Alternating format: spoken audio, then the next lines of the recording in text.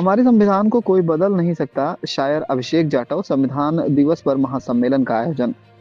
कोई हमारे संविधान को बदल नहीं सकता। हमारे संविधान पूर्ण रूप से हमारी आस्था है। हम सभी बहुजन समाज के लोग बाबा साहब के सपने को साकार करेंगे। कोई डरा कर बहुजन समाज को कमजोर नहीं कर सकता। उक्त विचार संविधान दिवस पर आयोजित महासम्मेलन में पहुंचे बहुजन शायर नई दिल्ली के अभिषेक जाटव ने व्यक्त किए। आपको बता दें कि लंबुआ तहसील क्षेत्र के पांडेपुर गांव में संविधान दिवस के मौके पर महासम्मेलन का आयोजन किया गया, जिसमें नायब तहसीलदार अयोध्या राम खिलावन की अध्यक्षता में अंकित प्रताप कोरी के नेतृत्व में हुए महासम्मेलन को संबोधित करते हुए बहुजन शायर नई दिल्ली अभिषेक जाटव ने कहा कि बाबा साहब का सपना साकार करना है। भारत के संविधान में हमें पूर्ण आस्था है। जो लोग हमें डरा रहे हैं वह अपना विचार बदल लें। संविधान को बचाने के लिए अगर हमें जान की कुर्बानी देनी पड़ी तो हम अपनी जान की कुर्बान कर देंगे। कोई हमारे संविधान को बदल नहीं सकता। ऊंच नीच जाति में भेदभाव से हमें बाबा साहब ने ही बचाया है। बहुजन समाज कमजोर नहीं है। सामाजिक परिवर्तन की लड़ाई नहीं रुकेगी। विशिष्ट अतिथि के रूप में पूर्व लोकसभा प्रत्याशी बसपा उदयराज वर्मा, सपा नेता गुरफान जाटव, बहुजन मुक्ति पार्टी के प्रदेश सचिव महेश बौद्ध, लालचंद्र भारती, अमित कुमार, मुकेश प्रताप, मनोज प्रताप, आशीष कोरी, जितेंद्र कुमार समेत सैकड़ों की संख्या में बहुजन समाज के लोग मौजूद रहे। ईगो ने, उनके गुरूर ने मुंह खाई। अब देखिए कि उपचुनाव हुआ उत्तर प्रदेश के अंदर, जहां हमारी ताकत कितनी बड़ी है कि हम बड़ी आबादी के अंदर रहते हैं इस उत्तर प्रदेश के अंदर। जातिगत तौर पे बात करूं तो चमार यानी कि जाटव जाति की संख्या इस पूरे उत्तर प्रदेश के अंदर लगभग 15% है। उसके बाद तमाम ऐसी समाज को अगर मिला दिया जाए और इसके बाद मुस्लिम को मिला दिया जाए तो हम इस उत्तर प्रदेश के अंदर कभी हारेंगे ही नहीं। लेकिन हमारे नेताओं का घमंड इतना बड़ा है कि वो एकला चलो की नीति के साथ काम करते हैं। वो एकजुट होकर लड़ाई नहीं लड़ना चाहते हैं।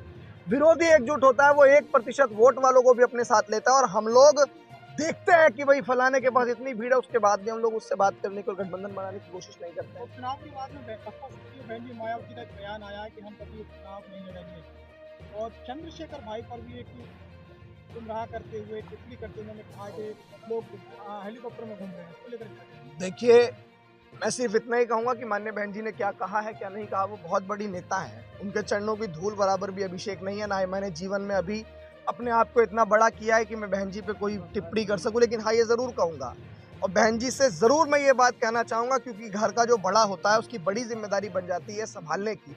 और ये पूरा घर, अगर आज इस समुदाय के अंदर सबसे बड़ी कोई नेता है शेड्यूल कास्ट की और डॉक्टर बाबा साहेब अम्बेडकर की इस आंदोलन को आगे बढ़ाने वाली, या इस पूरे देश के अंदर अगर कोई सबसे बड़ी नेता है तो मैं माननीय बहन जी को मानता हूं। और माननीय बहन जी से कहना चाहता हूं इस न्यूज़ चैनल के माध्यम से कि माननीय बहन जी, आपने इस समाज को बहुत ताकत दी है।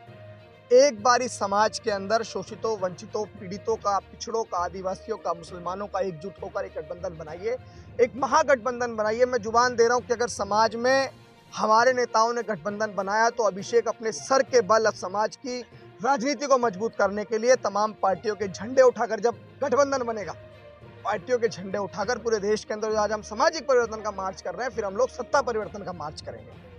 बीते 2023 साल में आपने बहुजन जागरण मार्च लेकर के चले, सड़कों पर आप लगातार आंदोलन कर रहे हैं, इसको लेकर क्या कहना, क्या कुछ असर देखने को मिल रहा है? देखिए, असर ये देखने को मिल रहा है कि आप सोशल मीडिया उठा के देखिए, जब भी हमारी पार्टियां चुनाव हारती हैं तो हमारे नौजवान साथी ट्वीट करके इंस्टाग्राम, फेसबुक और तमाम सोशल मीडिया ऐप्स के माध्यम से लिखते हैं कि आज हमारे नेताओं का गुरूर जीत गया, उनका घमंड जीत गया और उनके घमंड के आगे हमारा समाज धराशायी हो गया। तो ये जब समाज लिखने लग गया तो अभिषेक एक चिंगारी के रूप में साबित हो रहा है धीरे धीरे। जिस आवाज को हमने उठाया था वो आवाज धीरे धीरे आग भी बनेगी, मुझे पूरा भरोसा है। और हमारा समाज अपने नेताओं को एकजुट करने की उस लड़ाई में, जिसको लेकर अभी मैं चल रहा हूँ, मेरे साथ बहुत सारे साथी चल रहे हैं, हम एक बड़ी टीम के साथ चल रहे हैं, समाज के लोग भी बहुत साथ दे रहे हैं।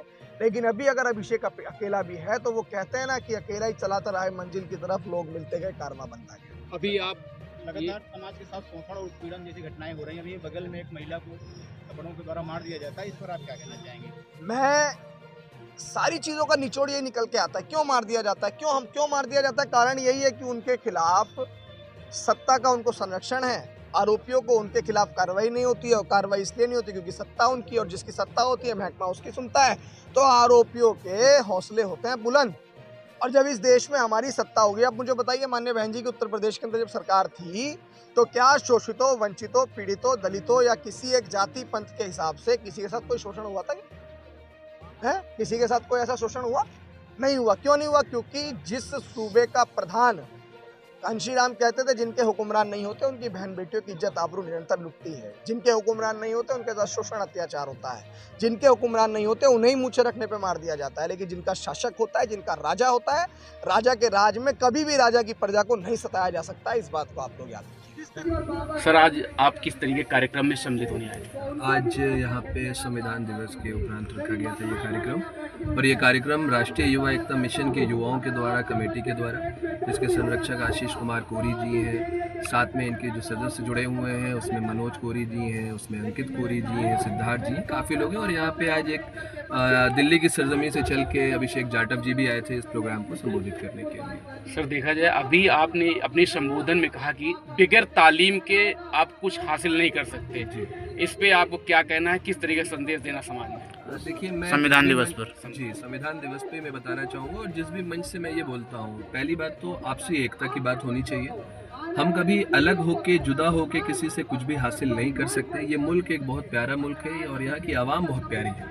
यहाँ पे जातियाँ अलग अलग ज़रूर हैं, मगर एकता हमेशा से रही है। पिछले कुछ सालों में कुछ माहौल ऐसा बनता जा रहा है जहाँ ये देखा जा सकता है कि लोगों में आपसी उन्माद पैदा हो रहा है, दंगा फसाद, रियॉट्स क्रिएट हो रहे हैं। हम ये कहते हैं ये आवाम नहीं है, ये आवाम तो बहुत भोली है, ये कराने वाले कोई और है, आवाम इसमें सामने आके फंस जाती है। तो तालीम अगर उनके पास है, मैं इसीलिए तालीम पे फोकस देता हूँ। अगर आपके पास तालीम है, शिक्षा है, तो आप अपनी बुद्धि स्वयं लगा सकते हैं चीज़ों में, कहाँ आपका इस्तेमाल किया जाता है। और ऐसी चीज़ों से हमें आपको दूर रहना है। हमें अपनी कलम में वो ताकत पैदा करनी होगी कि हम न्याय कर सकें, हम लोगों के साथ इंसाफ कर सकें।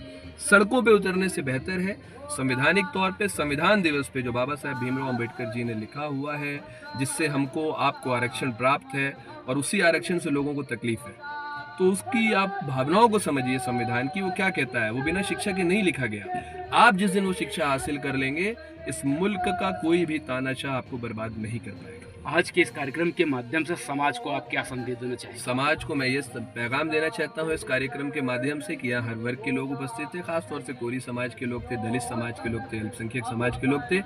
एक बनिए, नेक बनिए, देश के विकास के बारे में सोचिए, मुद्दे उठाइए, आपसी उन्माद के नहीं, मुद्दे उठाइए सरकार के सामने आप लोग कि हमें रोड चाहिए, अस्पताल चाहिए, शिक्षा चाहिए, रोजगार चाहिए, इंफ्रास्ट्रक्चर चाहिए। भारत की इकॉनमी, हिंदुस्तान जब आज़ाद हुआ तो उसी समय पाकिस्तान भी आज़ाद हुआ था। आप देख सकते हैं दोनों मुल्क में कितना फ़र्क है, बहुत फ़र्क है। पाकिस्तान कहीं स्टैंड नहीं करता हिंदुस्तान के सामने। अगर हम वर्ल्ड 7th इकॉनमी बने हैं तो जाहिर सी बात है लोगों ने मेहनत किया है, हमने आपने बहुत कुछ योगदान दिया है, तब हम बने हैं।